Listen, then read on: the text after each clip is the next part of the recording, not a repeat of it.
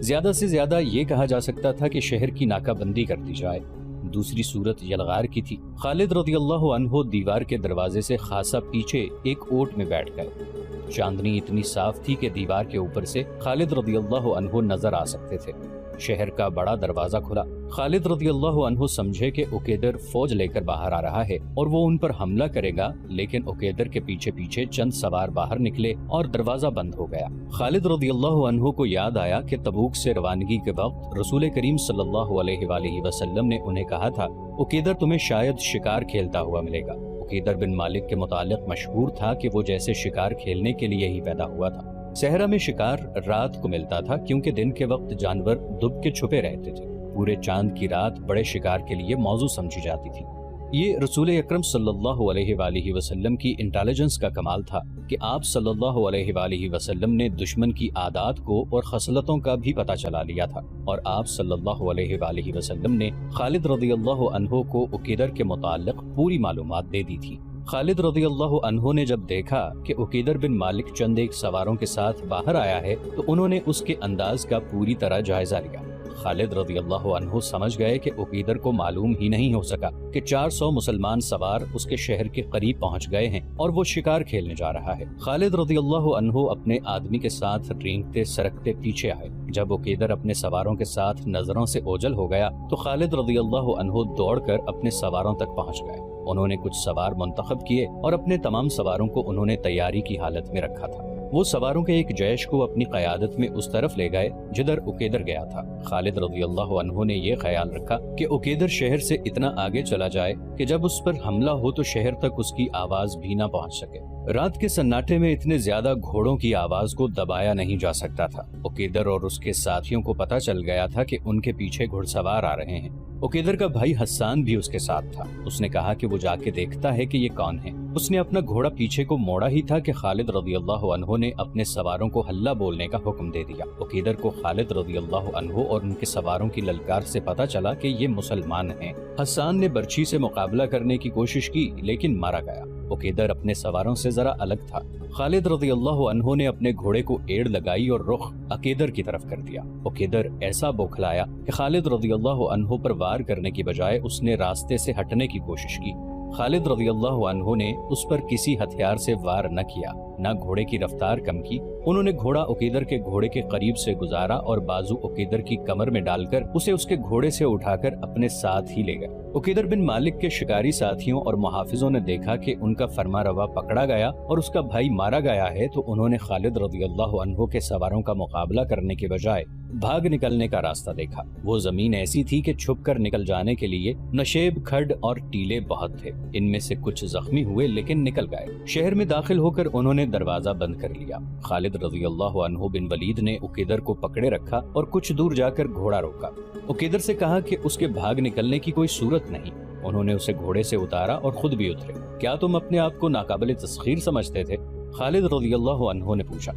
ہاں، میں اپنے آپ کو ناقابل تسخیر سمجھتا تھا، عقیدر بن مالک نے کہا، لیکن تو نے مجھے اپنا نام نہیں بتایا۔ خالد بن ولید۔ ہاں، عقیدر نے کہا، میں نے یہ نام سنا ہے، یہاں تک خالد ہی پہنچ سکتا تھا۔ نہیں عقیدر، خالد رضی اللہ عنہ نے کہا، یہاں تک ہر وہ انسان پہنچ سکتا ہے جس کے دل میں اللہ کا نام ہے اور وہ محمد صلی اللہ علیہ وآلہ وسلم کو اللہ کا رسول مانتا ہے۔ میرے ساتھ کیا سلوک ہوگا؟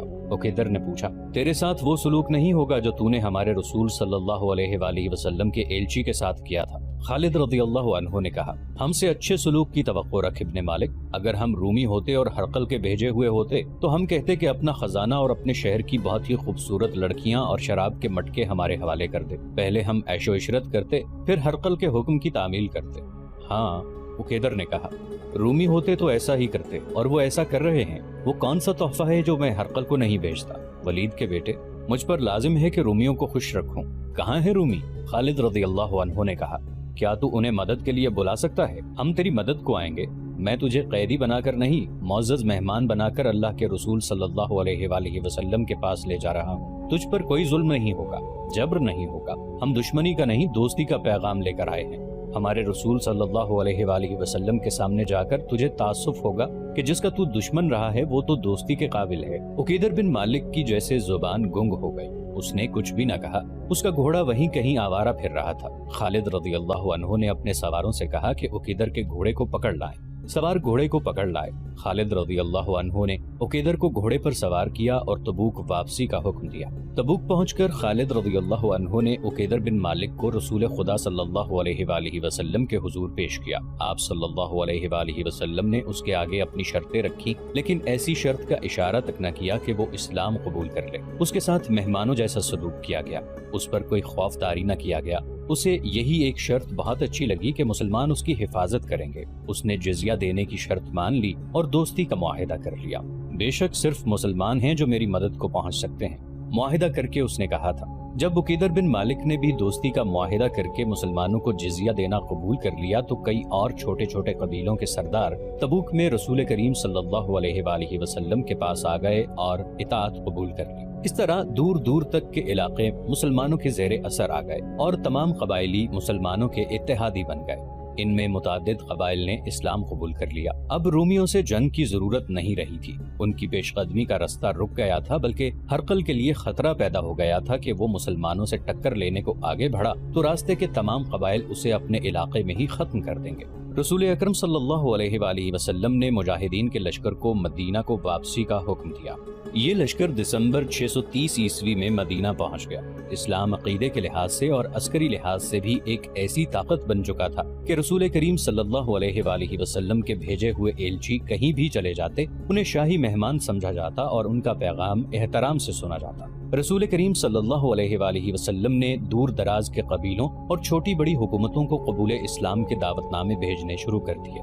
ان میں بعض سردار سرکش، خود سر اور کم فہم تھے۔ ان کی طرف رسول کریم صلی اللہ علیہ وآلہ وسلم کا پیغام اس قسم کا ہوتا تھا کہ قبول اسلام کی بجائے اگر وہ اپنی جنگی طاقت آزمانا چاہتے ہیں تو آزما لیں، اور یہ سوچ لیں کہ شکست کی صورت میں انہیں مسلمانوں کا مکمل طور پر مطیع ہونا پڑے گا اور ان کی کوئی شرط قبول نہیں کی جائے گی۔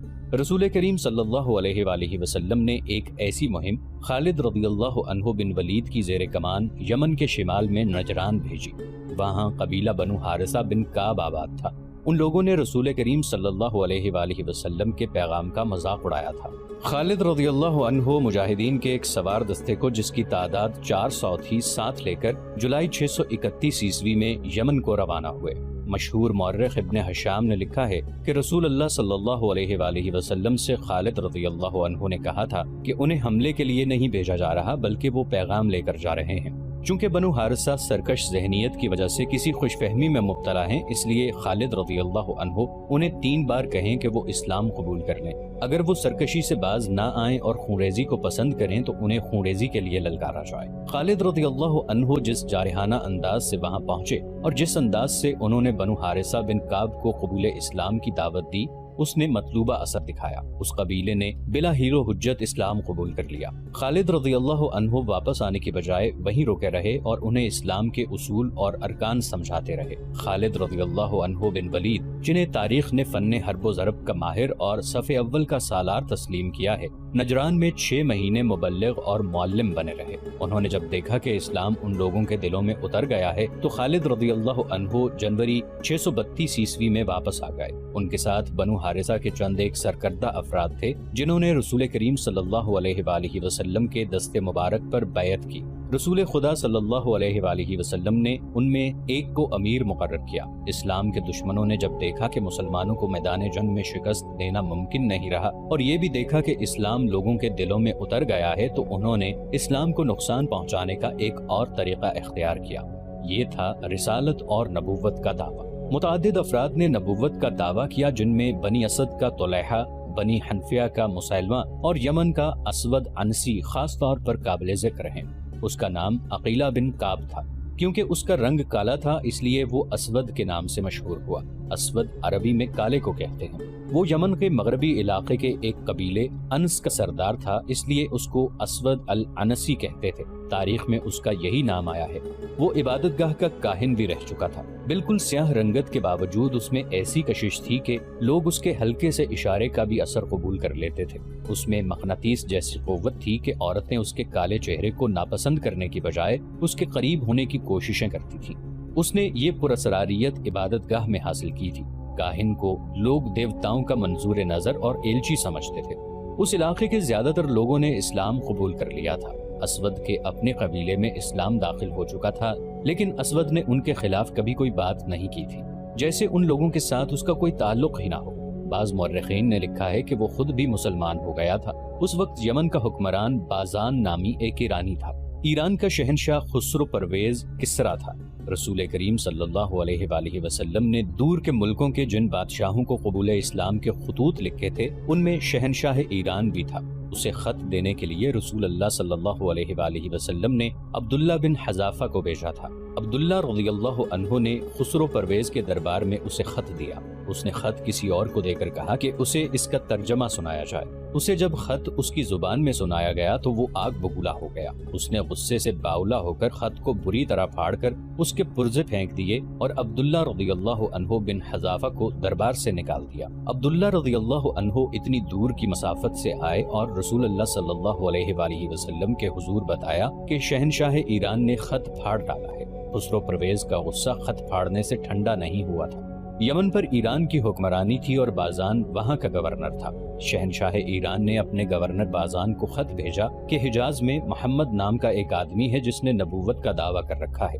اس نے لکھا کہ رسول کریم صلی اللہ علیہ وآلہ وسلم کو زندہ پکڑ کر یا آپ صلی اللہ علیہ وآلہ وسلم کا نعوذ باللہ سر کاٹ کر اس کے دربار ایران میں پیش کیا جائے۔ بازان نے یہ خط اپنے 2 آدمیوں کو دے کر مدینہ بھیج دیا۔ مورخوں میں اختلاف پایا جاتا ہے۔ بعض لکھتے ہیں کہ بازان نے ان آدمیوں کو رسول اللہ صلی اللہ علیہ وآلہ وسلم کو پکڑ لانے یا قتل کر کے آپ صلی اللہ علیہ وآلہ وسلم کا سر لانے کے لیے بھیجا تھا، اور کچھ مورخوں نے لکھا ہے کہ بازان نے اسلام تو قبول نہیں کیا تھا، لیکن وہ حضور صلی اللہ علیہ وآلہ وسلم سے اتنا متاثر تھا کہ آپ صلی اللہ علیہ وآلہ وسلم کو اپنے شہنشاہ کے ارادے سے خبردار کرنا چاہتا تھا۔ بہرحال مورخ اس واقعے پر متفق ہیں کہ بازان کے بھیجے ہوئے 2 آدمی رسول اللہ صلی اللہ علیہ وآلہ وسلم کے یہاں گئے تھے، اور خسرو پرویز نے جو خط بازان کو لکھا تھا وہ آپ صلی اللہ علیہ وآلہ وسلم کے حضور پیش کیا تھا۔ رسول خدا صلی اللہ علیہ وآلہ وسلم نے خط دیکھا اور آپ صلی اللہ علیہ وآلہ وسلم نے مسکرا کر کہا کہ شہنشاہ ایران گزشتہ رات اپنے بیٹے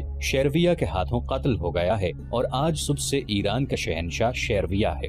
گزشتہ رات کے قتل کی خبر مدینہ میں اتنی جلدی کیسے پہنچ گئی؟ بازان کے ایک آدمی نے پوچھا اور کہنے لگا، کیا یہ ہمارے شہنشاہ کی توہین نہیں کہ یہ غلط خبر پھیلا دی جائے کہ اسے اس کے بیٹے نے قتل کر دیا ہے؟ مجھے میرے اللہ نے بتایا ہے۔ رسول کریم صلی اللہ علیہ وآلہ وسلم نے فرمایا، جاؤ بازان کو بتا دو کہ اس کا شہنشاہ اب خسرو نہیں شیرویہ ہے۔ رسول خدا صلی اللہ علیہ وآلہ وسلم کو یہ خبر بذریعہ الہام ملی تھی۔ بازان کے آدمی واپس گئے اور اسے بتایا کہ رسول اللہ صلی اللہ علیہ وآلہ وسلم نے کیا کہا ہے۔ 3-4 دنوں کے بعد بازان کو اپنے نئے شہنشاہ شیرویہ کا خط ملا۔ اس میں تحریر تھا کہ خسرو پرویز کو فلاں رات ختم کر دیا گیا ہے۔ یہ وہی رات تھی جو حضور صلی اللہ علیہ وآلہ وسلم نے بتائی تھی۔ کچھ دنوں بعد بازان کو رسول کریم صلی اللہ علیہ وآلہ وسلم کا خط ملا کہ وہ اسلام قبول کر لے۔ بازان پہلے ہی آپ صلی اللہ علیہ وآلہ وسلم سے متاثر تھا۔ الہام نے اسے اور زیادہ متاثر کیا۔ رسول اللہ صلی اللہ علیہ وآلہ وسلم نے اسے یہ بھی لکھا تھا کہ اسلام قبول کر لینے کی صورت میں وہ بدستور یمن کا حاکم رہے گا اور اس کی حکمرانی کا تحفظ مسلمانوں کی ذمہ داری ہوگی۔ بازان نے اسلام قبول کر لیا اور وہ حاکم یمن رہا۔ تھوڑے ہی عرصے بعد فوت ہو گیا۔ رسول کریم صلی اللہ علیہ وآلہ وسلم نے یمن کو کئی حصوں میں تقسیم کر دیا اور ہر حصے کا الگ حاکم مقرر کیا۔ بازان کا بیٹا جس کا نام شہر تھا، رسول کریم صلی اللہ علیہ وآلہ وسلم نے اسے صنعاء اور اس کے گرد و نواح کے علاقے کا حاکم بنایا۔ یہ خبر اڑی تھی کہ اسود انسی یمن کے علاقے مزجح میں چلا گیا ہے اور ایک غار میں رہتا ہے جس کا نام خبان ہے۔ اچانک یہ خبر ہوا کی طرح سارے یمن میں پھیل گئی کہ اسود غار سے نکل آیا ہے اور اسے خدا نے نبوت عطا کی ہے، اور اب وہ اسود انسی نہیں، رحمان الیمن ہے۔ خبر سنانے والے کسی شک کا اظہار نہیں کرتے تھے، بلکہ وہ مصدقہ خبر سناتے تھے کہ اسود کو نبوت مل گئی ہے۔ انہوں نے اسے نبی تسلیم کر لیا تھا۔ جا کر دیکھو، خبر سنانے والے کہتے پھرتے تھے، مسجد جا کر دیکھو، رحمان الیمن مردوں کو زندہ کرتا ہے، آگ کے شعلوں کو پھول بنا دیتا ہے۔ چلو لوگو چلو، اپنی روح کی نجات کے لیے چلو۔ جن لوگوں نے اسلام قبول کر لیا تھا وہ بھی مسجد کو اٹھ دوڑے۔ اسود چونکہ کاہن رہ چکا تھا، اس لیے لوگ پہلے ہی تسلیم کرتے تھے کہ دیوتاؤں نے اسے کوئی پراسرار طاقت دے رکھی ہے۔ اب اس نے نبوت کا دعویٰ کیا تو لوگوں نے فوراً اس دعوے کو تسلیم کر لیا۔ غار خبان کے سامنے ہر لمحہ لوگوں کا ہجوم رہنے لگا۔ وہ اسود کی ایک جھلک دیکھنے کے لیے بےتاب رہتے تھے۔ وہ دن کو تھوڑے سے وقت کے لیے باہر نکلتا تھا اور غار کے قریب ایک اونچی جگہ کھڑے ہو کر لوگوں کو قرآن کی آیات کی طرز کے جملے سنایا کرتا اور کہتا کہ اس کے پاس ایک فرشتہ آتا ہے جو اسے ہر روز خدا کی طرف سے ایک آیت اور راز کی ایک دو باتیں بتا جاتا ہے۔ وہ لوگوں کو اپنے معجزے بھی دکھایا کرتا تھا، مثلاً جلتی ہوئی مشعل اپنے منہ میں ڈال لیا کرتا، اور جب مشعل اس کے منہ سے نکلتی تو وہ جل رہی ہوتی تھی۔ اس نے ایک لڑکی کو ہوا میں معلق کر کے بھی دکھایا۔ ایسے ہی چند اور شعبدے تھے جو وہ لوگوں کو دکھاتا تھا اور لوگ اسے معجزہ کہتے تھے۔ ایک تو وہ چرب زبان تھا، دوسرے وہ خوشل ہان تھا۔ اس کے بولنے کا انداز پرکشش تھا۔ اس نے یمن والوں کو یہ نعرے دے کر یمن یمن والوں کا ہے ان کے دل موہ لیے تھے۔ یمنی بڑی لمبی مدت سے ایرانیوں کے زیر نگیں چلے آ رہے تھے۔ ایرانی تسلط بازان کے قبول اسلام کے ساتھ ہی ختم ہو گیا تو حجاز کے مسلمان آ گئے۔ اس کے علاوہ وہاں یہودی، نصرانی اور مجوسی بھی موجود تھے۔ یہ سب اسلام کی بیخونی چاہتے تھے۔ انہوں نے اسود انسی کی نبوت کے قدم جمانے میں درپردہ بہت کام کیا۔ اسود اپنی نبوت کی صداقت ایک گدھے کے ذریعے ثابت کیا کرتا تھا۔ اس کے سامنے ایک گدھا لایا جاتا، وہ گدھے کو کہتا بیٹھ جا، گدھا بیٹھ جاتا، پھر کہتا میرے آگے سر جھکا، گدھا سجدے کے انداز سے سر جھکا دیتا۔ گدھے کے لیے اس کا تیسرا حکم ہوتا کہ میرے آگے گھٹنے ٹیک دے، گدھا اس کے آگے گھٹنے ٹیک دیتا۔ دیکھتے ہی دیکھتے اسود انسی کو یمن کے لوگوں نے نبی مان لیا۔ اسود نے ان لوگوں کو ایک فوج کی صورت میں منظم کر لیا۔ اس نے سب سے پہلے نجران کا رخ کیا۔ وہاں رسول کریم صلی اللہ علیہ وآلہ وسلم کے مقرر کیے ہوئے دو مسلمان حاکم تھے، خالد رضی اللہ عنہ بن سعید اور عمر رضی اللہ عنہ بن حزم۔ اسود کے ساتھ بہت بڑا لشکر تھا جو نجران میں داخل ہوا تو وہاں کے باشندے بھی اس کے ساتھ مل گئے۔ دونوں مسلمان حاکموں کے لیے پسپائی کے سوا کوئی چارہ نہ تھا۔ اسود انسی اس پہلی فتح سے سرشار ہو گیا اور اس کے لشکر کی تعداد بھی زیادہ ہو گئی۔ اس نے نجران میں اپنی حکومت قائم کر کے صنعاء کی طرف پیش قدمی کی۔ وہاں بازان کا بیٹا شہر حکمران تھا۔ اس کے پاس فوج تھوڑی تھی، پھر بھی وہ مقابلے میں ڈٹ گیا۔ اس کی للکار نے اپنی فوج کے قدم اکھڑنے نہ دیے، لیکن شہر بن بازان چونکہ اپنی فوج کا حوصلہ قائم رکھنے کے لیے سپاہیوں کی طرح لڑ رہا تھا، اس لیے وہ شہید ہو گیا۔ اس سے اس کی فوج کا حوصلہ ٹوٹ گیا۔ اسود کے خلاف لڑنے والے وہ یمنی بھی تھے جنہوں نے اسلام قبول نہیں کیا تھا، لیکن شکست کی صورت میں جان کا خطرہ مسلمانوں کو تھا۔ انہیں اسود کے لشکر کے ہاتھوں قتل ہونا تھا۔ اسود کسی مسلمان کو نہیں بخشتا تھا، چنانچہ مسلمان جانیں بچا کر نکل گئے اور مدینہ جا پہنچے۔ اسود انسی جو اب رحمان الیمن کہلاتا تھا، حضرموت، بحرین، احسا اور عدن تک کے تمام علاقوں پر قبضہ بھی کر کے تمام یمن کا بادشاہ بن گیا۔ اسلام کے لیے یہ بہت بڑا چیلنج تھا۔ شمال کی طرف سے رومیوں کے حملے کا خطرہ ہر وقت موجود رہتا تھا۔ اس خطرے کو ختم کرنے کے لیے رسول خدا صلی اللہ علیہ وآلہ وسلم نے ایک لشکر رومیوں پر حملے کے لیے تیار کیا تھا، جس کے سالار اعلیٰ 22 سالہ نوجوان اسامہ رضی اللہ عنہ تھے، جو رسول کریم صلی اللہ علیہ وآلہ وسلم کے آزاد کیے ہوئے غلام زید رضی اللہ عنہ بن حارثہ کے بیٹے تھے۔ زید رضی اللہ عنہ بن سالار تھے اور وہ موتا کے معرکے میں شہید ہو گئے تھے۔ یمن کو ایک خود ساختہ نبی سے نجات دلانے کے لیے بہت بڑے لشکر کی ضرورت تھی، لیکن لشکر رومیوں کے خلاف لڑنے کے لیے جا رہا تھا۔ اگر رومیوں پر حملے ملتوی کر کے اس لشکر کو یمن بھیج دیا جاتا تو رومی یہ فائدہ اٹھا سکتے تھے کہ مدینہ پر حملہ کر دیتے۔ یہ خطرہ مول نہیں لیا جا سکتا تھا۔ رسول اکرم صلی اللہ علیہ وآلہ وسلم نے دوسری صورت یہ سوچی کہ یمن میں جو مسلمان مجبوری کے تحت رہ گئے ہیں اور جنہوں نے اسود انسی کی اطاعت قبول کر لی ہے، انہیں اسود کا تختہ الٹنے کے لیے استعمال کیا جائے۔ اس طریقہ کار کو حضور صلی اللہ علیہ وآلہ وسلم کے تمام سالاروں نے پسند کیا۔ اس مقصد کے لیے چند ذہین قسم کے افراد کو یمن بھیجنا تھا۔ رسول اکرم صلی اللہ علیہ وآلہ وسلم کی نظر انتخاب قیس بن حبیرہ پر پڑی۔ آپ صلی اللہ علیہ وآلہ وسلم نے انہیں بلا کر یمن جانے کا مقصد سمجھایا اور پوری طرح ذہن نشین کرایا کہ انہیں اپنے آپ کو چھپا کر وہاں کے مسلمانوں سے ملنا ملانا ہے اور ایک زمین دوز جماعت تیار کرنی ہے جو اس جھوٹے نبی اور عیش و عشرت میں ڈوبے ہوئے خود ساختہ بادشاہ کا تختہ الٹے۔ آپ صلی اللہ علیہ وآلہ وسلم نے قیس بن حبیرہ سے یہ بھی کہا کہ وہ مدینہ سے اپنی روانگی کو بھی خفیہ رکھیں اور یمن تک اس طرح پہنچیں کہ انہیں کوئی دیکھ نہ سکے۔ اس پرخطر مہم کو اور زیادہ مستحکم کرنے کے لیے رسول کریم صلی اللہ علیہ وآلہ وسلم نے دبر بن یحنس کو ایک خط دے کر یہ کہا کہ یمن میں کچھ مسلمان سردار موجود ہیں جنہوں نے مجبوری کے تحت اسود کی اطاعت قبول کر لی ہے، یہ خط انہیں پڑھوا کر ضائع کر دینا ہے اور باقی کام قیس بن حبیرہ کریں گے۔ اسود انسی نے جب صنعاء پر حملہ کیا تو وہاں کے حاکم شہر بن بازان نے مقابلہ کیا، لیکن وہ شہید ہو گیا تھا۔ اس کی جوان سال بیوی جس کا نام آزاد تھا اسود کے ہاتھ چڑھ گئی۔ آزاد غیر معمولی طور پر حسین ایرانی عورت تھی۔ اس نے اسود کو قبول کرنے سے انکار کر دیا، لیکن اسود نے اسے جبراً اپنی بیوی بنا لیا تھا۔ آزاد اب اس شخص کی اسیر تھی جس سے وہ انتہا درجے کی نفرت کرتی تھی۔